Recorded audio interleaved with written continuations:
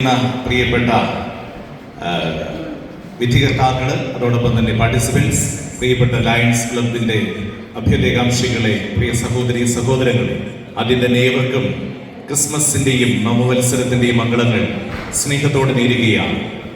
ലോകമെമ്പാടും ക്രിസ്മസിന്റെ ആഘോഷത്തിമിർപ്പിലായിരിക്കുമ്പോൾ ഈ കരോൾ ഗാനത്തിന്റെ അർത്ഥം എന്ത് എന്നുള്ളതാണ് നമ്മുടെ ഇന്നത്തെ ചിന്താ വിഷയം. കാരൽ സോങ് ലോകത്തെല്ലായിടത്തും ഇത് പാടുന്നുണ്ട്. പക്ഷെ ആദ്യത്തെ കാരൽ സോങ് പാടിയത് ആരാണെന്നറിയാമോ? അത് മാലാഖമാർ. പാലസ്തീനായിലെ മലഞ്ചെരുവുകളിൽ ആടുകളെ രാത്രി കാത്തിരുന്ന ആട്ടിടയന്മാരുടെ അടുത്തേക്ക് ഈ ദൈവിക ദൂതൻ സന്ദേശവുമായെത്തി.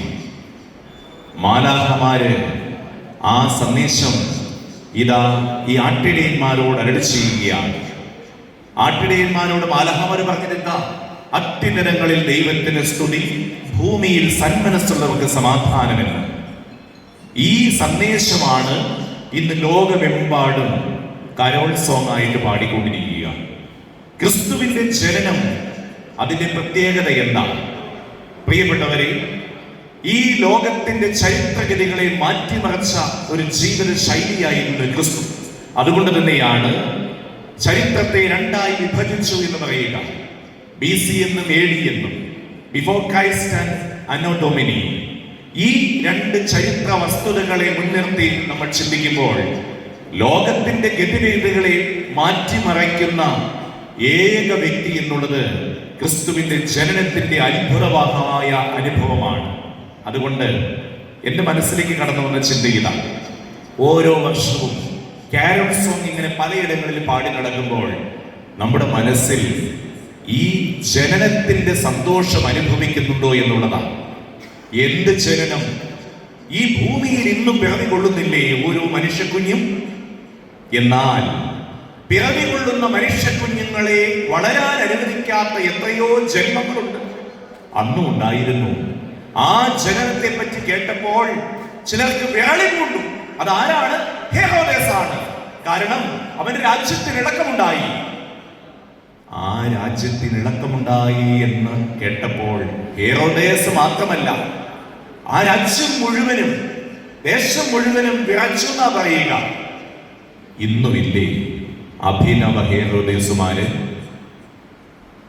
അമ്മമാരുടെ ഉദരങ്ങളെ കൊലക്കളമാക്കി മാറ്റുന്ന അഭിനവ ഹെറോദേസുമാര് ഇന്നും ഈ ഭൂമിയിലുണ്ട്.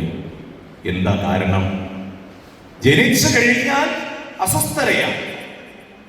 ഈസി ഗോയിങ് ലൈഫിനെ എൻജോയ് ചെയ്യാൻ പറ്റത്തില്ലെന്നേ. അതല്ലേ ഇന്നെന്റെ കുഴപ്പം? ശിശുക്കൾ ഈ ഭൂമിയിൽ പിറവികൊള്ളുന്നത് എന്തേ തടസ്സപ്പെടുത്തുന്നു? ഓരോ ശിശുവും ഈ ഭൂമിയിൽ രക്ഷകരെയാ പ്രദാനം ചെയ്യുന്നത്. അതെന്തേ മനസ്സിലാക്കാത്തത്? Human resource is the best resource in the world. പക്ഷേ ആ ഹ്യൂമൻ റിസോഴ്സ് ഈ ഭൂമിയിൽ പിറവികൊള്ളണ്ടേ? പിറവികൊള്ളാൻ അനുവദിക്കുന്നില്ല. അതുകൊണ്ടാണ് ഞാൻ പറഞ്ഞത്, ഇന്നും അഭിനവ ഹെറോദേസുമാർ അരങ്ങ് തകർക്കുകയാണ്.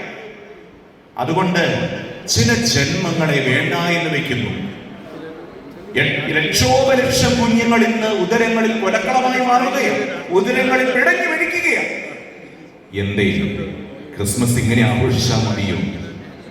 ക്രിസ്മസിന്റെ ആഘോഷം നമുക്ക് അനുഭവമാകണമെങ്കിൽ, സന്തോഷമാകണമെങ്കിൽ എന്താ ചെയ്യേണ്ടത്? ഈ ഭൂമിയിലേക്ക് ഓരോ ശിശുവും പിറന്നു വീഴാൻ അനുവദിക്കണം. കുഞ്ഞുങ്ങൾ വീട്ടുമുറ്റത്ത് കളിക്കാൻ ഇഷ്ടപ്പെടാത്തവരിൽ ദൈവസ്നേഹമില്ല എന്ന കവി പറയുന്നത്. അതുകൊണ്ട് ക്രിസ്തുവിന്റെ ജനനത്തിന്റെ അത്ഭുതാവഹമായ സന്തോഷത്തിന്റെ സദ്വാർത്ത ഇന്ന് നമ്മളൊക്കെ ഇങ്ങനെ കാരോൾ സോങ് പാടിയതുകൊണ്ടായില്ല, മറിച്ച് ഓരോ ശിശുവും ഈ ഭൂമിയിൽ പിറന്നു വീഴാൻ അനുവദിക്കണം. എങ്കിൽ മാത്രമാണ് സന്തോഷം ഉണ്ടാവുള്ളൂ. കാരണം ഓരോ മനുഷ്യ ജന്മത്തിലൂടെയും എത്രയേറെ അത്ഭുതാകരമായ മാറ്റങ്ങൾ ഈ ഭൂമിയിൽ കൊണ്ടുവരാൻ സാധിക്കും. അതുകൊണ്ട് പ്രിയപ്പെട്ടവരെ, എന്റെ ചിന്ത ചുരുക്കുകയാണ്. ഇന്നും കരോൾ സോങ് പാടണം. അധരങ്ങളിലൂടെയല്ല, ഹൃദയങ്ങളിലൂടെയും ജീവിതങ്ങളിലൂടെയും കരോൾ സോങ് പാടണം. അപ്പോൾ ദൈവത്തിന്റെ പുത്രൻ ഈ ഭൂമിയിൽ ഇന്നും പിറവികൊള്ളുകയാണ്, ഓരോ ശിശുവിൻ്റെയും രൂപങ്ങളിലൂടെ. അതിനാൽ നമുക്കും ആലപിക്കാം അധരങ്ങളിലൂടെ, ഹൃദയങ്ങളിലൂടെയും സന്തോഷത്തിന്റെയും സമാധാനത്തിന്റെ അനുഭവം. അത്യുന്നതങ്ങളിൽ ദൈവത്തിന് സ്തുതി, ഭൂമിയിൽ സന്മനസ്സുള്ളവർക്ക് സമാധാനം. ഒരിക്കൽ കൂടി ഏവർക്കും ക്രിസ്മസിന്റെ നവവത്സരത്തിന്റെ മംഗളങ്ങൾ നേരുന്നു. Thank you.